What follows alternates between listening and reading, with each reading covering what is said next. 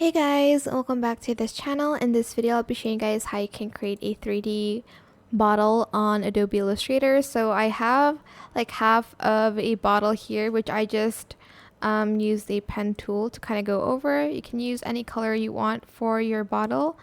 I'm just going to select this like really cute pink one. Just cause, and then select your bottle, go to effect, go to 3D and select revolve. And then here you can kind of adjust the bottle as you wish. Here you can adjust the angle, the twist, the offset, etc, etc, etc. You can also adjust the presets here, like where the highlight is coming from. I'm just going to leave it there, and voila, you got yourself a 3D looking bottle. Super cute. Mine's pink.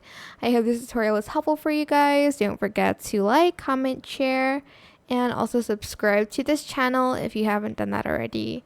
If you have any more questions about this video, just leave it in the comment section down below. I will try my best to answer them all for you guys.